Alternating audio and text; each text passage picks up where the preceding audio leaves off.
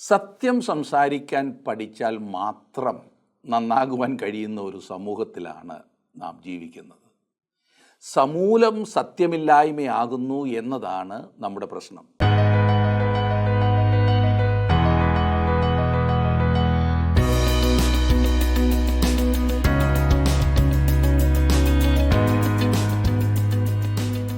ജീവസന്ദേശത്തിൻ്റെ എല്ലാ കേൾവിക്കാർക്കും സ്വാഗതം. ആ കാലത്ത് ഇസ്രയേലിൽ രാജാവില്ലായിരുന്നു. ഓരോരുത്തൻ തനിക്ക് ബോധിച്ചതുപോലെ നടന്നു. ബൈബിളിലെ ഒരു വാക്യമാണ് ഞാൻ വായിച്ചത്. ന്യായാധിപന്മാർ എന്ന് പറയുന്ന പുസ്തകത്തിൻ്റെ അവസാന അധ്യായത്തിൻ്റെ അവസാന വാക്യം. ബഹുജനം പലവിധമെന്ന ചൊല്ല് നമ്മളിൽ പലരും കേട്ടിട്ടുണ്ടാവുമല്ലോ. ഒരേ സ്വഭാവമുള്ള ആൾക്കാർ ഒരുമിച്ച് പോവുക എന്ന് പറയുന്നത് അത്ര ബുദ്ധിമുട്ടുള്ള കാര്യമായിരിക്കില്ല. എന്നാൽ പല സ്വഭാവങ്ങളുള്ള ആളുകൾ ഒരു മനസ്സോടെ ഐക്യമത്യപ്പെട്ട് പ്രവർത്തിക്കുക എന്ന് പറയുന്നത് അല്പം ദുഷ്കരമായൊരു കാര്യം തന്നെയാണ്. ഇവിടെയാണ് നമ്മൾ പഠിച്ചുകൊണ്ടിരിക്കുന്ന ദൈവസഭയുടെ പ്രാധാന്യം. അനവധി ഭാഷകളും സംസ്കാരങ്ങളും മതങ്ങളും ജാതികളുമൊക്കെയുള്ള നമ്മുടെ രാജ്യം ദൈവരാജ്യത്തിൻ്റെ മനോഹരമായൊരു പതിപ്പാണ്. നമ്മുടെ രാജ്യത്തെ ജനങ്ങളെ അന്യോന്യം സ്നേഹിച്ചും കരുതിയും ഒരുമിപ്പിച്ചും മുന്നോട്ട് നയിക്കുവാൻ ക്രിസ്തീയ സഭയ്ക്കല്ലാതെ ആർക്കാണ് സാധിക്കുക? നമ്മുടെ ഉത്തരവാദിത്തങ്ങളെ കണ്ടുണരുവാൻ ഈ പഠനം നമ്മെ സഹായിക്കട്ടെ.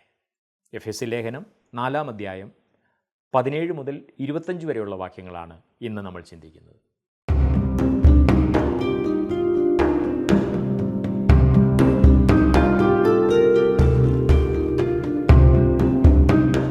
എഫെസ്യ ലേഖനം 4-ാം അധ്യായത്തിൻ്റെ 16-ാം വാക്യം വരെയാണല്ലോ നാം പഠിച്ചു കഴിഞ്ഞത്. പുതുമനുഷ്യൻ്റെ പ്രകടനവും ആന്തരസംഘർഷവും നാം കണ്ടു. ഇന്ന് 17 മുതലുള്ള വാക്യങ്ങൾ നാം പഠിക്കുവാൻ പോവുകയാണ്. ഞാൻ ആദ്യം 17 മുതൽ 19 വരെയുള്ള വാക്യങ്ങളൊന്ന് വായിക്കട്ടെ. ആകയാൽ ഞാൻ കർത്താവിൽ സാക്ഷീകരിച്ച് പറയുന്നത് എന്തെന്നാൽ, ജാതികൾ തങ്ങളുടെ വ്യർത്ഥ ബുദ്ധി അനുസരിച്ച് നടക്കുന്നത് പോലെ നിങ്ങൾ ഇനി നടക്കരുത്. അവർ അന്ധബുദ്ധികളായി അജ്ഞാനം നിമിത്തം ഹൃദയകാഠിന്യ നിമിത്തം തന്നെ ദൈവത്തിൻ്റെ ജീവനിൽ നിന്ന് അകന്ന് മനം തഴമ്പിച്ചു പോയവർ. ആകയാൽ അത്യാഗ്രഹത്തോടെ സകല അശുദ്ധിയും പ്രവർത്തിപ്പാൻ ദുഷ്കാമത്തിന് തങ്ങളെ തന്നെ ഏൽപ്പിച്ചിരിക്കുന്നു. ക്രിസ്തു വിശ്വാസികളുടെ ജീവിതത്തിൻ്റെ അഭിലഷണീയമല്ലാത്ത ഒരു വശമുണ്ട്, നെഗറ്റീവ് സൈഡ്. അത് കാണുക എന്നത് വളരെ പ്രധാനപ്പെട്ട കാര്യം തന്നെയാണ്. അത് കേൾക്കുന്നത് പലർക്കും വിരസതയുണ്ടാക്കുന്ന കാര്യമാണെന്ന് എനിക്കറിയാം. അല്ലെങ്കിലും ചെയ്യരുതെന്ന് പറയുന്നത് ആർക്കും ഇഷ്ടമുള്ള കാര്യമല്ലല്ലോ. അതിന് വളരെയേറെ ഊന്നൽ കൊടുക്കാറുമില്ല. ഞാൻ പല പ്രാവശ്യം സൂചിപ്പിച്ചിട്ടുള്ളതുപോലെ ഇക്കാലങ്ങളിൽ പുതിയ സാൻമാർഗികതയെക്കുറിച്ച് നാം ഒരുപാട് കേൾക്കാറുണ്ട്. അത് പഴയ പാപം തന്നെ ആകുന്നു എന്ന് മറക്കരുത്. അതെ, തീർത്തും അസാൻമാർഗീയത. ക്രിസ്തുവിലൊരു സ്വാതന്ത്ര്യമുണ്ട്. എന്നാൽ അത് പാപം ചെയ്യുവാനുള്ള സ്വാതന്ത്ര്യമല്ല, അതിനുള്ള ലൈസൻസ് അല്ലെന്ന് ചുരുക്കം. ഒരു പുതിയ മനുഷ്യന് തിരുവചനം പറഞ്ഞിരിക്കുന്ന വിലക്കുകളിൽ നിന്നും വ്യത്യസ്തമാണ് മനുഷ്യർ വയ്ക്കുന്ന പല വിലക്കുകളും. തിരുവചനവുമായി യാതൊരു ബന്ധവുമില്ലാത്തത് മനുഷ്യരുടെ മേൽ അടിച്ചേൽപ്പിക്കുവാനുള്ള ശ്രമം തികച്ചും തെറ്റാണ്. എനിക്ക് സാധിക്കാത്തതെല്ലാം മറ്റുള്ളവർ ഉപേക്ഷിക്കണമെന്ന സ്വാർത്ഥ ലക്ഷ്യങ്ങൾ കൊണ്ടാണ് പലപ്പോഴും ഈ കടുംപിടുത്തം ഉണ്ടാകാറുള്ളത്. ഇത് സ്ഥാപിക്കുവാൻ വചനത്തിൽ നിന്നും വാക്യങ്ങൾ പോലും ഉദ്ധരിക്കുന്നത് കേൾക്കാറില്ലേ? ഈ കാര്യത്തിൽ അന്യോന്യം കുറ്റപ്പെടുത്തുവാൻ രണ്ടു കൂട്ടരും ശ്രമിച്ചാൽ അതിന് ദൈവവചനത്തിൽ സ്ഥാനമില്ല എന്നേ പറഞ്ഞുള്ളൂ. ദൈവവചനം നിഷ്കർഷിക്കുന്ന കാര്യങ്ങളിൽ നിഷ്ഠയുള്ളവരാകുവിൻ. ഈ ഒരുക്കങ്ങൾ എടുപ്പിക്കാനും ആഭരണം ഊരിക്കാനുമൊക്കെ എടുക്കുന്ന സമയം വല്ല അസൂയ കളയുവാനും ഏഷണി പറച്ചിൽ നിർത്തുവാനും ഒക്കെ ഉപയോഗിച്ചാൽ വളരെ പ്രയോജനപ്പെടും എന്നാണ് ഞാൻ ചിന്തിക്കുന്നത്. നാം പക്വതയുള്ള വിശ്വാസികളായി വളരണം. പുതിയ മനുഷ്യന് ദൈവം പറഞ്ഞിട്ടുള്ള നിരോധനങ്ങളാണ് ബൈബിളിലെ നിഷേധകമായ കാര്യങ്ങൾ. അഭിലഷണീയമല്ലാത്ത കാര്യങ്ങൾ. പോസിറ്റീവായി ചിന്തിക്കുന്നതിൻ്റെ ശക്തിയെക്കുറിച്ച് ഇന്ന് വളരെയേറെ പറഞ്ഞു കേൾക്കാറുണ്ട്. എന്നാൽ നെഗറ്റീവായി ചിന്തിക്കുന്നതിൻ്റെ ശക്തിയും നമുക്ക് അല്പം ആവശ്യമാണ്. ഏദൻ തോട്ടത്തിൽ വെച്ച് നൽകിയ ആദ്യത്തെ കൽപ്പന ഒരു അനഭിലഷണീയ കൽപ്പനയായിരുന്നു, നെഗറ്റീവായിരുന്നു. ഈ കാര്യം താങ്കൾ എപ്പോഴെങ്കിലും ചിന്തിച്ചിട്ടുണ്ടോ? ഉൽപ്പത്തി പുസ്തകം 2-ാം അധ്യായത്തിൻ്റെ 17-ാം വാക്യത്തിൽ നാം വായിക്കുന്നത്, എന്നാൽ നന്മതിന്മകളെക്കുറിച്ചുള്ള അറിവിൻ്റെ വൃക്ഷത്തിൻ ഫലം തിന്നരുത്, തിന്നുന്ന നാളിൽ നീ മരിക്കും. അതിനുശേഷം 10 കൽപ്പനകളിലേക്ക് വന്നാലോ, അവ എല്ലാം നെഗറ്റീവാകുന്നു, അനഭിലഷണീയം. അതേസമയം തന്നെ വളരെ നല്ലതുമായ കൽപ്പനകൾ. ഇവിടെ എഫെസ്യ ലേഖനത്തിൽ നാം ചില നിഷേധാത്മകമായ ചിന്തകളാണ് കാണുന്നത്, ചില വിലക്കുകൾ, ഒരു ദൈവപൈതലിന് ഏർപ്പെടുത്തിയിരിക്കുന്ന ചില നിരോധനങ്ങൾ. ഇവിടെ പറയുന്നു, ജാതികൾ നടക്കുന്നത് പോലെ നാം നടക്കുവാൻ പാടില്ല. ഇതത്ര നിഷേധവശം. ഒരു ക്രിസ്തുവിശ്വാസിയുടെ നടപ്പിൻ്റെ പ്രായോഗികമായ വശത്തേക്ക് പൗലോസ് ഇവിടെ വീണ്ടും വരികയാണ്. ഈ അധ്യായത്തിൻ്റെ ആദ്യത്തെ 3 വാക്യങ്ങളിൽ അത് പറയുവാൻ അവൻ തുടങ്ങിയതായിരുന്നു. എന്നാൽ സഭയുടെ ഐക്യത എന്ന വിഷയത്തിൽ പൗലോസ് അല്പം വഴിമാറി സംസാരിച്ചു എന്ന് തോന്നുന്നു. ഇപ്പോൾ അവൻ ജാതികളുടെയും എഫെസ്യരുടെ മാനസാന്തരത്തിന് മുൻപുണ്ടായിരുന്ന ജീവിതത്തിൻ്റെയും ഒരു ചിത്രം നൽകുന്നു. 2-ാം അധ്യായത്തിൻ്റെ 11-12 വാക്യങ്ങളിൽ അവർ ദൂരസ്ഥന്മാരായിരുന്നു എന്നും അന്യരായിരുന്നു എന്നും പ്രത്യാശയില്ലാത്തവരായിരുന്നു എന്നും ദൈവമില്ലാത്തവരായിരുന്നു എന്നും പാപത്തിൽ ജീവിച്ചിരുന്നു എന്നും പറഞ്ഞിരിക്കുന്നത് നാം വായിച്ച് പഠിച്ചല്ലോ. അതായിരുന്നു അവരുടെ യഥാർത്ഥ ചിത്രം. നഷ്ടപ്പെട്ട ഒരു മനുഷ്യൻ്റെ സ്പഷ്ടമായ ഒരു ചിത്രമാണ് അവിടെ നമുക്ക് ലഭിക്കുന്നത്. ജാതികളുടെ നടപ്പിൻ്റെ 4 വശങ്ങൾ പൗലോസ് ഇവിടെ വിവരിക്കുന്നുണ്ട്. അത് ശ്രദ്ധിക്കണം. അത് നഷ്ടപ്പെട്ട ഒരു മനുഷ്യ ജീവിതത്തിൻ്റെ മുഴുവനായ ഫലമില്ലായ്മയും ലക്ഷ്യമില്ലാത്ത പോക്കും വ്യക്തമാക്കുന്നതാണ്. അങ്ങനെ പറയുന്നത് ക്രൂരമാണെന്ന് തോന്നിയേക്കാം. എന്നാൽ യാഥാർത്ഥ്യം അതാണെങ്കിൽ പിന്നെ വേറെന്ത് പറയാൻ സാധിക്കും? യേശുക്രിസ്തുവിൽ ജീവിതം സമർപ്പിച്ചിട്ടില്ലാത്ത സകല മനുഷ്യരും ബൈബിളിൻ പ്രകാരം നഷ്ടപ്പെട്ട അവസ്ഥയിലാണ്. ഈ ജാതികളുടെ 4 അവസ്ഥയെക്കുറിച്ച് പറയുമ്പോൾ ഒന്നാമത്തേത് വ്യർത്ഥ ബുദ്ധി അനുസരിച്ച് നടക്കുന്നു എന്നാണ്.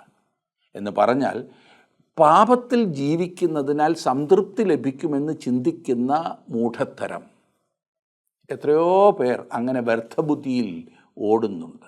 ലൈംഗിക വൈകൃതങ്ങൾ ജീവിത ശൈലിയാക്കിയിരിക്കുന്നവരെക്കുറിച്ച് വാസ്തവത്തിൽ ഓർക്കുന്നത് തന്നെ സങ്കടമാണ്.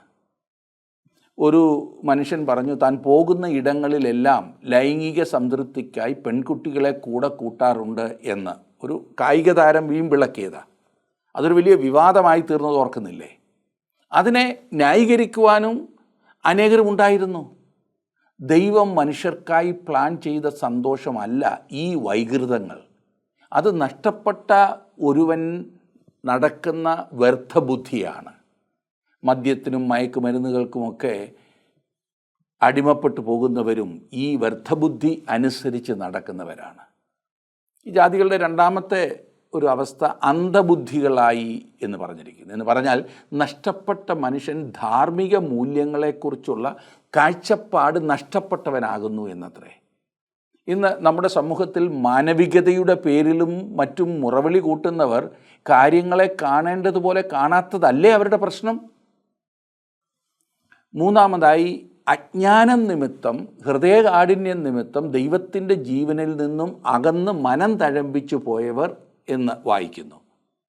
ക്രിസ്തുവിനെ കൂടാതെയുള്ള എല്ലാ മനുഷ്യൻ്റെയും യഥാർത്ഥ ചിത്രമാണിത്.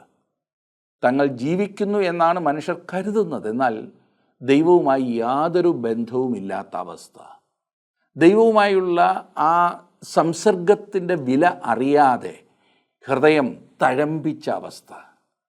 ഒടുവിലായി ഈ ജാതികളുടെ അവസ്ഥയെക്കുറിച്ച് പറയുന്നത്, ദൈവത്തിൻ്റെ ജീവനിൽ നിന്ന് അകന്ന് മനം തഴമ്പിച്ചു പോയവരാകയാൽ അത്യാഗ്രഹത്തോടെ സകല അശുദ്ധിയും പ്രവർത്തിപ്പാൻ ദുഷ്കാമത്തിന് തങ്ങളെ തന്നെ ഏൽപ്പിച്ചിരിക്കുന്നു. തെറ്റ് ചെയ്യുമ്പോൾ അതൊരു തെറ്റാണെന്ന് ബോധമില്ലെന്ന് മാത്രമല്ല, യാതൊരു കുറ്റബോധവും തോന്നാത്ത അവസ്ഥയിലായി കഴിഞ്ഞു മനസാക്ഷി. എത്ര തെറ്റ് ചെയ്താലും മതിവരാത്ത, പുതിയ പുതിയ ദോഷങ്ങൾ കണ്ടുപിടിച്ച് ചെയ്യുന്നതിന് വ്യഗ്രത കാണിക്കുന്ന ഭയാനകമായ അവസ്ഥ, തിരികെ വരാൻ കഴിയാത്തതുപോലെ ആഴങ്ങളിലേക്ക് താണുപോകുന്ന അവസ്ഥയിൽ ഒരു നഷ്ടപ്പെട്ട പാപിക്ക് എത്താവുന്നതാണ്. എത്ര ഭയാനകമല്ലേ? ഈ 4 അവസ്ഥ നമ്മൾ ശ്രദ്ധിക്കണം, ചിന്തിക്കണം, അതിനോട് നമുക്ക് സഹതാപം തോന്നണം. എഫെസ്യ ലേഖനം 4-ാം അധ്യായത്തിൻ്റെ 20-21 വാക്യങ്ങളാണ് നാം ഇനിയും വായിക്കുന്നത്. ആ ഭാഗം എടുത്താട്ടെ. നിങ്ങളോ യേശുവിൽ സത്യമുള്ളതുപോലെ അവനെക്കുറിച്ച് കേട്ട് അവനിൽ ഉപദേശം ലഭിച്ചു എങ്കിൽ ക്രിസ്തുവിനെക്കുറിച്ച് ഇങ്ങനെ അല്ല പഠിച്ചത്.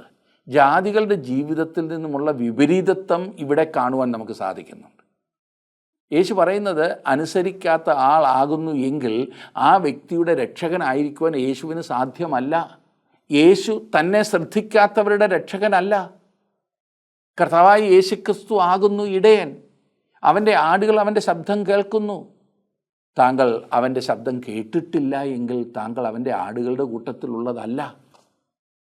ജാതികളെ തങ്ങളുടെ പഴയ സ്വഭാവത്തിൽ നിന്നും വ്യത്യാസപ്പെടുത്തുന്നത് എന്താണ്?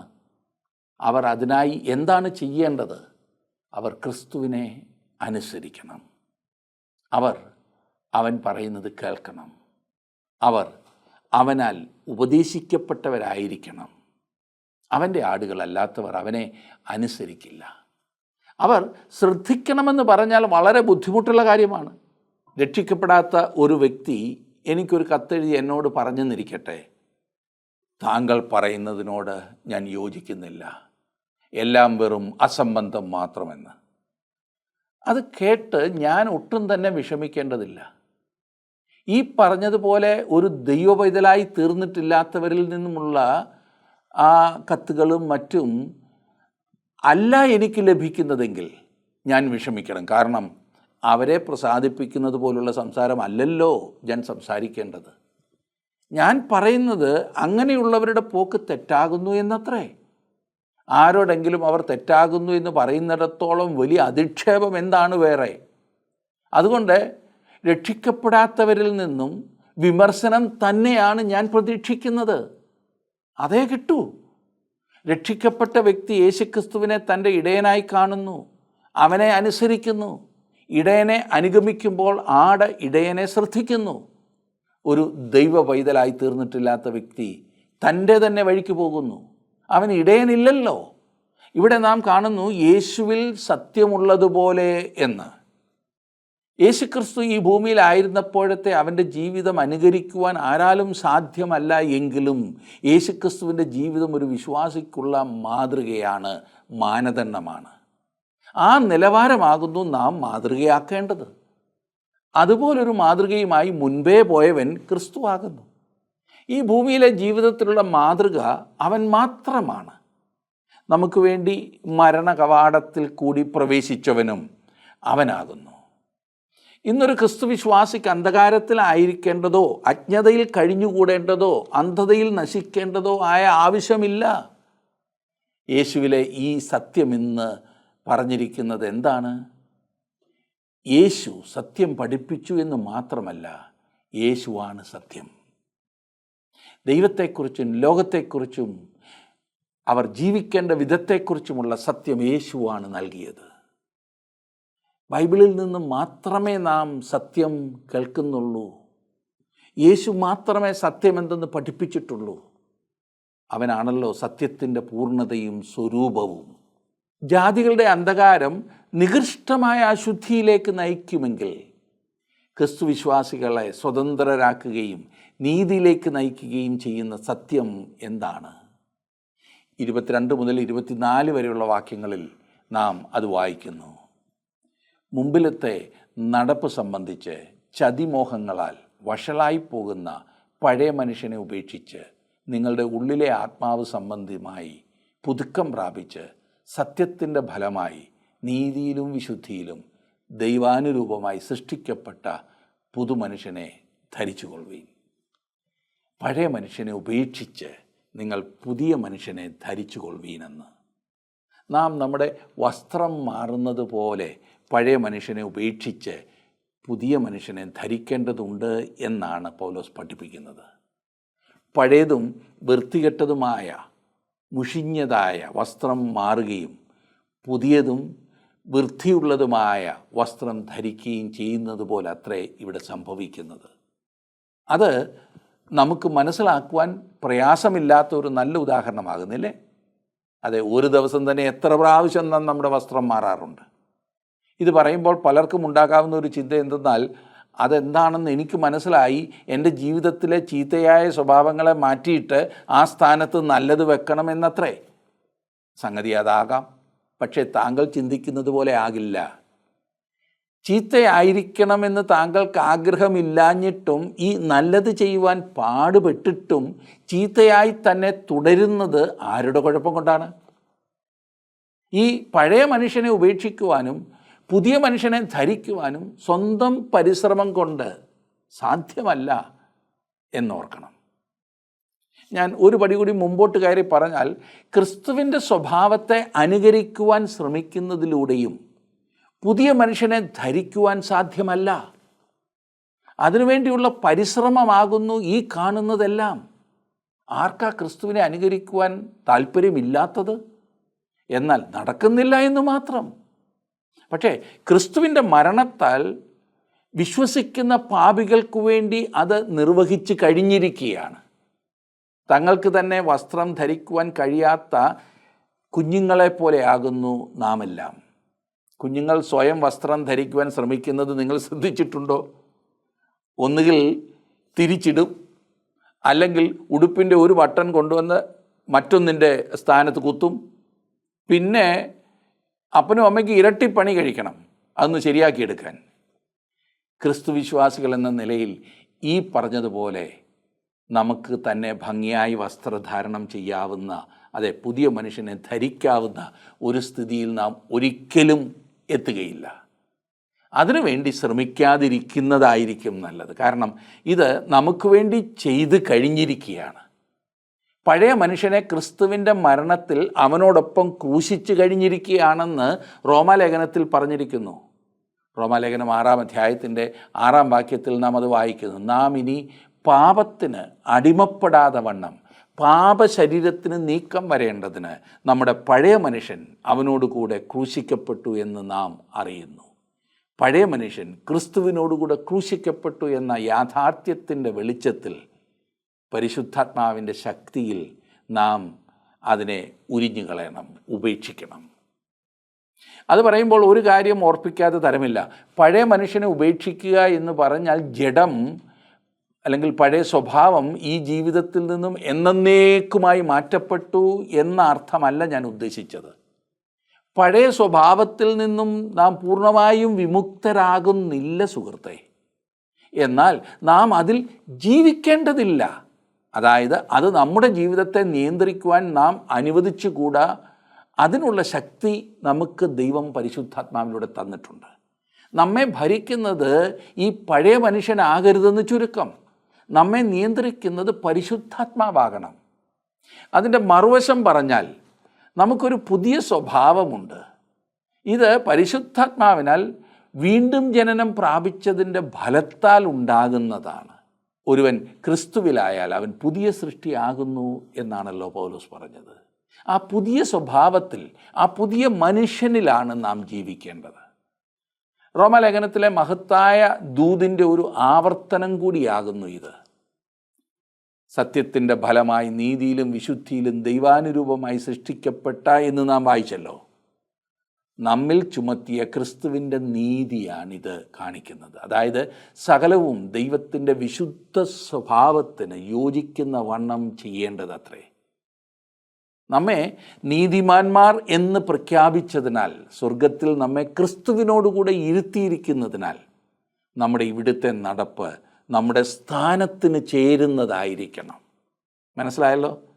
നമുക്ക് തോന്നുന്നത് പോലെ നടക്കുവാൻ പാടില്ല എന്ന് 4-ാം അധ്യായത്തിൻ്റെ ആരംഭത്തിലും ഇത് തന്നെ പറഞ്ഞിട്ടുണ്ട്. നിങ്ങളെ വിളിച്ചിരിക്കുന്ന വിളിക്ക് യോഗ്യമാമണ്ണം നടപ്പീനെന്ന് നാം കണ്ടല്ലോ. ഇവിടെ രണ്ട് മനുഷ്യരെ താരതമ്യപ്പെടുത്തിയാണ് പൗലോസ് സംസാരിക്കുന്നത്. പഴയ മനുഷ്യനും പുതിയ മനുഷ്യനും. പഴയ മനുഷ്യൻ ക്രിസ്തുവില്ലാത്ത ഏതൊരു വ്യക്തിയെയും കാണിക്കുന്നു. എന്നാൽ പുതിയ മനുഷ്യൻ ക്രിസ്തുവിലായി തീർന്നിട്ടുള്ള ഏതൊരു വ്യക്തിയെയും കുറിച്ചാണ് പറയുന്നത്. ഇതൊരു വ്യക്തിയുടെ പഴയ സ്വഭാവവും പുതിയ സ്വഭാവവുമാകുന്നു എന്ന് വേണമെങ്കിൽ പറയാവുന്നതാണ്. പഴയത് വഷളായതാണ്, നാശത്തിലേക്കും അധപ്പതനത്തിലേക്കും താണുപോയിക്കൊണ്ടിരിക്കുന്ന വിധത്തിൽ വഷളാണ്.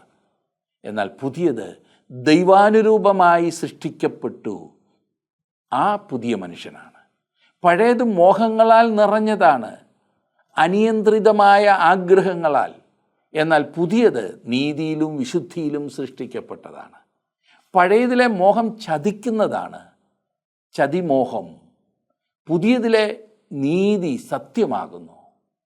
അങ്ങനെ നാശവും അല്ലെങ്കിൽ വഷളായി പോകുന്നതും സൃഷ്ടിയും മോഹവും വിശുദ്ധിയും ചതിയും സത്യവും ഒന്നിനോടൊന്ന് വിപരീതമായി വച്ചിരിക്കുന്നു. അതെ, പഴയതിൻ്റെയും പുതിയതിൻ്റെയും സ്വഭാവം കാണിക്കുന്ന വിധം നാം ആദാമിൽ എന്തായിരുന്നു എന്നും ക്രിസ്തുവിൽ എന്താകുന്നു എന്നും കാണിച്ചിരിക്കുന്നു. ഇതൊരു വിശ്വാസിയുടെ നിലയാകുന്നു. ഇനിയും അവരുടെ സ്ഥിതിയിലേക്കാണ് നാം നമ്മുടെ ചിന്ത കൊണ്ടുപോകുന്നത്. അവർ ക്രിസ്തുവിനോടുള്ള ഐക്യത്താൽ പഴയ മനുഷ്യനെ ഉരിഞ്ഞു കളഞ്ഞു, പുതിയ മനുഷ്യനെ ധരിച്ചിരിക്കിയാൽ ഈ സംഭ്രമജനകമായ വ്യതിയാനം അവരുടെ അനുദിന ജീവിതത്തിൽ വെളിപ്പെടുത്തണമെന്ന് പൗലോസ് പ്രബോധിപ്പിക്കുന്നു. വിട്ടുകളയേണ്ട ദുർഗുണങ്ങളെയും സ്വീകരിക്കേണ്ട സദ്ഗുണങ്ങളെയും കുറിച്ച് ഈ ഭാഗത്ത് പറയുന്നു. ഇത്രയും നേരം പറഞ്ഞതിൻ്റെ വെളിച്ചത്തിൽ എന്ന് കാണിക്കുവാനാണ് ആകയാൽ എന്ന് പറഞ്ഞുകൊണ്ട് പൗലോസ് ആരംഭിക്കുന്നത്. നാം അത് അടുത്ത ക്ലാസ്സിൽ കാണുന്നതാണ് 25 മുതൽ ഉള്ള വാക്യങ്ങൾ. എന്നാൽ എത്രയോ മനോഹരമായിട്ടാണ് പൗലോസ് നാം അനുവർത്തിക്കേണ്ട ഒരുപാട് കാര്യങ്ങൾ നമ്മെ പഠിപ്പിക്കുന്നത്. നാം ഈ പറഞ്ഞിരിക്കുന്ന ലിസ്റ്റ് പ്രത്യേകം ശ്രദ്ധിച്ച് വിട്ടുകളയേണ്ടത് വിട്ടുകളയുവാനും, സ്വീകരിക്കേണ്ടത് സ്വീകരിക്കുവാനും, ഉരിഞ്ഞു കളയേണ്ടത് ഉരിഞ്ഞു കളവാനും, ധരിക്കേണ്ടത് വ്യക്തമായി മനസ്സിലാക്കി ധരിക്കുവാനും ദൈവത്തിൻ്റെ പരിശുദ്ധാത്മാവ് നിങ്ങളെ സഹായിക്കട്ടെ. അതിനായി ദൈവം നിങ്ങളെ അനുഗ്രഹിക്കട്ടെ. ഇന്നത്തെ ക്ലാസ്സിൽ പങ്കെടുത്ത എല്ലാവർക്കും നന്ദി പറയുന്നു. ഒരുത്തൻ ക്രിസ്തുവിലായാൽ അവൻ പുതിയ സൃഷ്ടിയാകുന്നു, പഴയത് കഴിഞ്ഞുപോയി, ഇതാ അത് പുതുതായി തീർന്നിരിക്കുന്നു. 2 കൊരിന്ത്യർക്ക് എഴുതിയ ലേഖനം 5-ാം അധ്യായം 17-ാം വാക്യമാണ് ഞാൻ വായിച്ചത്. വീണ്ടും ജനിച്ച് ദൈവവതലായി തീർന്ന ഒരു വ്യക്തിക്ക് ഈ 2 അനുഭവങ്ങളെക്കുറിച്ചും വ്യക്തമായ ഒരു ധാരണ ഉണ്ടായിരിക്കേണ്ടത് ആവശ്യമാണ്. തന്നിലെ പഴയ മനുഷ്യനെക്കുറിച്ചും അവൻ്റെ പ്രവൃത്തികളും ചിന്തകളും എങ്ങനെ ആയിരുന്നുവെന്നും ദൈവാനുരൂപമായി സൃഷ്ടിക്കപ്പെട്ട പുതുമനുഷ്യനും അവൻ്റെ ചിന്തകളും എങ്ങനെയായിരിക്കുന്നു എന്നുള്ളതും വ്യക്തമായി തിരിച്ചറിയേണ്ടത് ആവശ്യമാണ്. ദൈവം നമ്മെ ഓർമ്മിപ്പിച്ച് ഉണർത്തുന്ന കാര്യങ്ങളോട് നമുക്ക് അനുകൂലമായി പ്രതികരിക്കാം. ഈ പ്രവർത്തനങ്ങളെ ഓർത്ത് പ്രാർത്ഥിച്ചാലും ദൈവം നിങ്ങളെ അനുഗ്രഹിക്കട്ടെ.